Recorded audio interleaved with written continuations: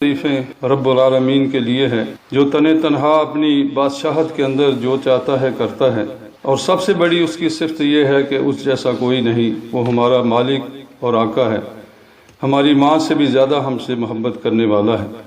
درود و سلام ہو محمد رسول اللہ صلی اللہ علیہ وسلم کے اوپر جو ہمارے ہادی اور ہمارے رہنما ہیں۔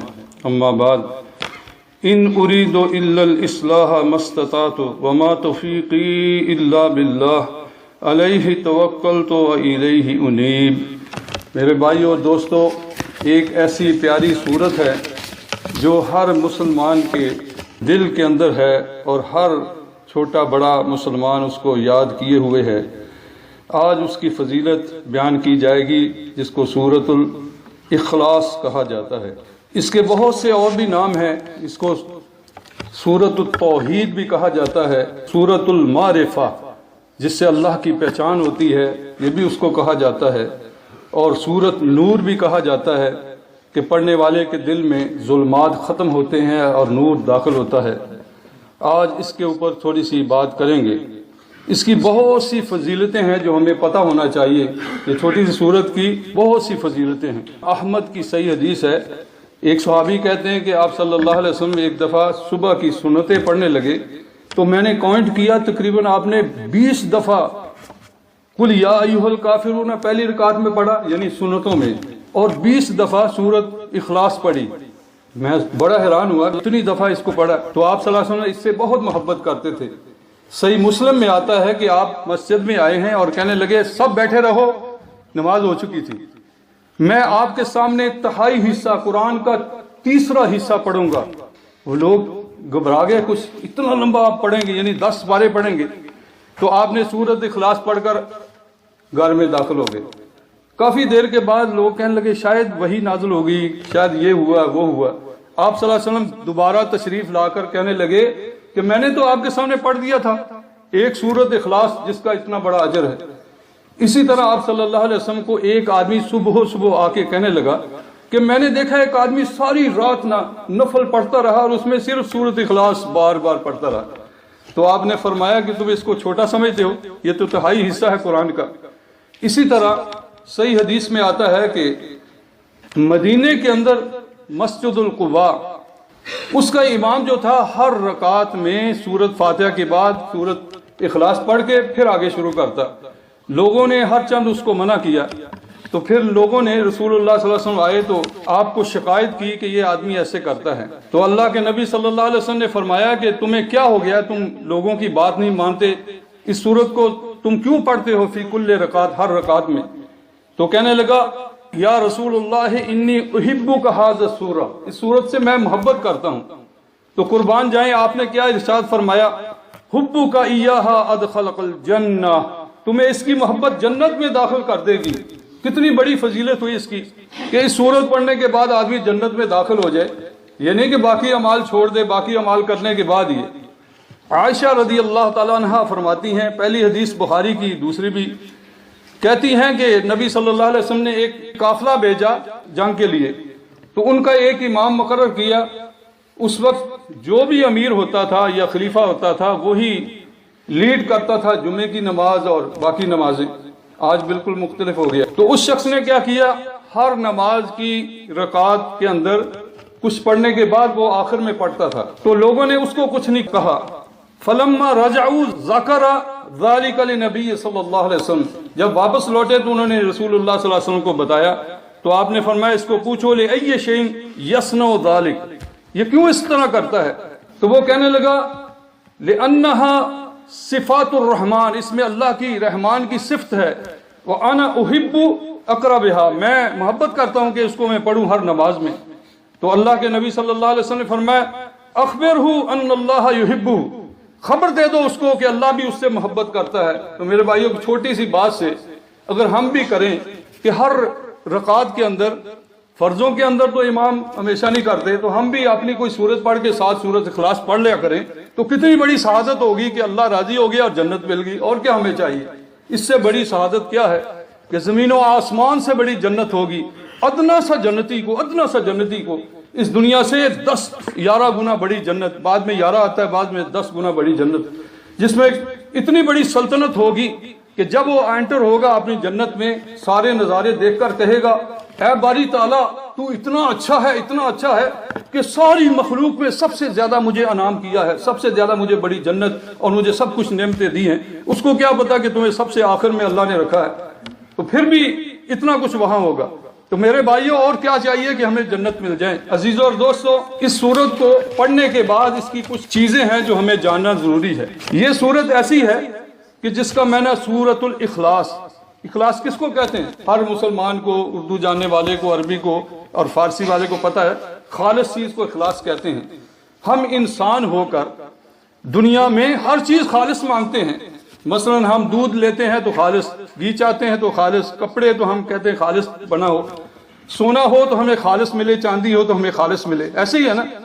اور بیوی ہو تو وہ بھی خالص ہو، اور بیوی کہتی میرا خامد بھی میرے لیے خالص ہو، ہر چیز خالص مانگتے ہیں۔ تو اللہ رب العالمین ایسا عقیدہ مانگتے ہیں ہم سے کہ جو خالص ہو، جس میں شرک اور اللہ کے ساتھ ملاوٹ نہ ہو۔ میرے بھائیو دوستو، اسی کے گرد اسلام چاہتا ہے کہ ساری زندگی جو ہے انسان کی گھومے، اس کے ساتھ ہی جو اس کی حکومت ہے وہ بھی چلے، اس کے گھر کا جو نظام ہے وہ بھی چلے، اس کے دوستوں کا نظام اس پر چلے، اس کی مسجد کا نظام اس پر چلے، یعنی توحید خالص پر چلے۔ نبی علیہ الصلوۃ والسلام مکی زندگی کے اندر بہت سے کفار نے سوال کیا آپ کو، کچھ لوگ آئے اور کہنے لگے ان المشرکین قالوا یا محمد، مشرکین کہنے لگے اے محمد انسب لنا ربک، اپنے رب کا نسب نامہ بیان کرو۔ جیسے عرب کے اندر رواج تھا، آج بھی ہم پوچھ لیتے ہیں کہ بھئی آپ کا نسب نامہ کیا ہے، آپ کس ذات سے تعلق رکھتے ہیں، کس گروہ سے تعلق رکھتے ہیں۔ اگرچہ اللہ کے نزدیک دو ہی ذاتیں ہیں، ذات الیمین و ذات الشمال، جہنم والے اور جنت والے۔ اس دنیا میں پیشے ہیں جس کی نسبت پر لوگ ایک دوسرے کو سوال کرتے ہیں۔ تو کہنے لگے ہمیں اللہ کا نسب بیان کیجئے۔ فَأَنزَلَ اللَّهُ قُلْ هُوَ اللَّهُ أَحَدٌ، اس کو حاکم اور ترمذی نے روایت کیا ہے، یہ حسن درجے کی روایت ہے۔ تو اللہ کے نبی صلی اللہ علیہ وسلم پر اللہ نے سورت اخلاص کو نازل کیا۔ تو ہمیں اگر شوق ہو اور ہمیں یہ تمنا ہو کہ ہم اللہ کی پہچان کریں اور ہمارا عقیدہ صحیح ہو جائے، تو ہم اس سورت کا ترجمہ کم سے کم یاد کریں اور اس کے مطابق عمل کریں۔ نبی علیہ السلام کے زمانے میں جب آپ موجود تھے، دنیا میں بہت ساری سویلائزیشن تھی۔ مصر کی سویلائزیشن ہے، یونان کی، روم کی، انڈیا کی، چائنا کی اس وقت موجود تھی۔ خود آپ صلی اللہ علیہ وسلم جہاں رہتے تھے وہاں 4 قسم کے گروہ تھے، مکے والے، اصحابی جن کو بے دین کہا جاتا ہے، یہود اور نصارہ، سارے انسان اللہ کے ساتھ شریک ٹھہراتے تھے۔ تھوڑا سا ایک گروہ تھا، تھوڑا سا، وہ تھا نصارہ کا، یعنی کرسچین کا تھوڑا سا گروہ تھا، وہ اللہ کے ساتھ شریک نہیں ٹھہراتے تھے۔ نبی صلی اللہ علیہ وسلم تک وہ مسلم تھے، کلمہ گو تھے، وہ حضرت عیسیٰ کو اللہ کا رسول مانتے تھے اور اس انتظار میں تھے کہ محمد رسول اللہ صلی اللہ علیہ وسلم آخری نبی آنے والے، ہم ان پر ایمان لائیں۔ اگرچہ جب آئے ہیں تو ایمان نہیں لائے، بہت تھوڑے سے لوگ ایمان لائے۔ تو میرے بھائیوں، اس حال میں جہاں شرک ہی شرک تھا، کفار مکہ نے بت جو ہے بیت اللہ میں رکھ دیے تھے کہ یہ بت بگڑی بناتا ہے، یہ بچے دیتا ہے، یہ بچیاں دیتا ہے، یہ آگ کا رب ہے، یہ پانی کا رب ہے، یہ زمین کا، یہ آسمان کا، یہ ستاروں کا، ایک ایک کی ڈیوٹی مقرر کرتی تھی۔ یکا یک اللہ کے نبی صلی اللہ علیہ وسلم نے کیا ان کو اعلان کیا، لا الہ الا اللہ، کوئی الہ نہیں، کوئی مشکل کشا نہیں، کوئی حقیقی معبود نہیں اللہ کے علاوہ، ایک اللہ کی عبادت کرو، یہ سب طغوتان باطلہ ہے۔ اللہ کی قسم میں دعوے سے کہتا ہوں کہ کفار مکہ لا الہ الا اللہ کے ترجمے کو اور سورت اخلاص کے ترجمے کو مجھ سے اور آپ سے زیادہ جانتے تھے۔ اس لیے وَإِذَا رَكِبُوا فِي الْفُلْكِ دَعُوا اللَّهَ مُخْلِصِينَ لَهُ الدِّينَ فَلَمَّا نَجَّاهُمْ إِلَى الْبَرِّ إِذَا هُمْ يُشْرِكُونَ، تریوں پر جہاز پہ سوار ہوتے تو خالص اللہ کو پکارتے، اور جب اللہ ان کو نجات دیتا تھا اس وقت اللہ کے ساتھ شریک ٹھہراتے۔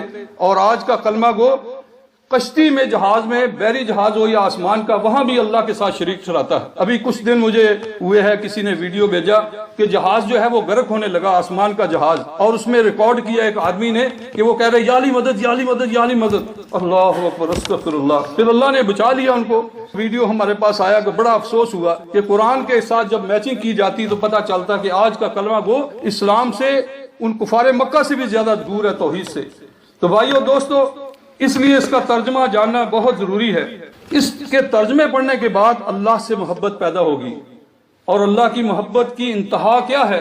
وہ ہے اخلاص۔ تو سورۃ اخلاص آ گئی، یعنی محبت کے بعد آپ کے اندر اخلاص پیدا ہوگا، سورۃ اخلاص کی چیزیں اندر آئیں گی، اور اخلاص کے انتہا جو ہے اس کے بعد اگر کمی آ جائے ایمان کے اندر تو نفاق ہوتا ہے، اگر اعمال میں آ جائے یعنی اخلاص نہ ہو تو ریا ہوتی ہے۔ اس لیے توحید سے ہمیں محبت کرنا چاہیے اور اس کو ہمیں سیکھنا چاہیے۔ آئیے ہم شروع کرتے ہیں سورۃ اخلاص کا ترجمہ مختصر ٹائم میں۔ اللہ رب العالمین نے جب اس کو لعنت کی ہے شیطان کو، تو اس وقت کھڑا ہو کر کہنے لگا اللہ کو، فَبِمَا أَغْوَيْتَنِي، تو نے جو مجھے گمراہ کیا ہے، اللہ کو بلیم کرنے لگا، اپنی کرتوت کو اس نے نہیں دیکھا۔ لَأَقْعُدَنَّ لَهُمْ صِرَاطَكَ الْمُسْتَقِيمَ، میں ضرور بیٹھوں گا ان کے راستے پہ، یعنی ان کو گمراہ کرنے کے لیے۔ تو میرے بھائیوں، اب وہ بیٹھا ہوا ہے، ہمیں گمراہ کر رہا ہے، ہمیں سیدھے راستے سے ہٹا رہا ہے، قرآن کو پڑھ کر بھی شرک کی طرف جا رہے ہیں ہم لوگ۔ آئیے شروع کرتے ہیں، بسم اللہ الرحمن الرحیم۔ قل هو اللہ احد، پہلے میں ترجمہ پڑھوں گا۔ کہہ دو کہ اللہ ایک اور یکتا ہے، اللہ الصمد، اللہ یکتا کے بعد اللہ صمد ہے، بے نیاز ہے، سب اس کے محتاج ہے، وہ کسی کا محتاج نہیں۔ یہ اس کا ترجمہ بعد میں بتائیں گے کہ کتنا وسیع اور بڑا زبردست ترجمہ ہے اس کا۔ لم یلد، نہ اس نے کسی کو جنا، اس کا کوئی بیٹا نہیں، ولم یولد، اور نہ وہ کسی کا بیٹا ہے، نہ کسی سے وہ پیدا ہوا ہے، ولم یکن لہ کفوا احد، اور اس کے برابری کا، اس کے پلے کا کوئی نہیں، اس کا کفو کوئی نہیں۔ ہم جب کسی بچے کی یا بچی کی شادی کرتے ہیں تو کہتے ہیں کفو دیکھو، یعنی برابری دیکھو، اور اللہ فرماتے ہیں لیس کمثلہ شیء وہو السمیع العلیم، اللہ کے مثل ہے ہی کوئی نہیں۔ اس جہان کے اندر اسی وقت کفو ہوتا ہے کہ جب مخلوق ہوتی ہے، جب خالق کے ساتھ اس کی نسبت ہو تو وہاں اللہ فرماتے ہیں کہ اس کے مثل ہے ہی کوئی نہیں جو اس کے برابر بناؤ گے۔ یہ کلمہ بھی کہنا غلط ہے کہ بازت خدا بزرگ تو ہی، قصہ مختصر، اللہ کے بعد کچھ بھی نہیں، ایک کے بعد زیرو ہے۔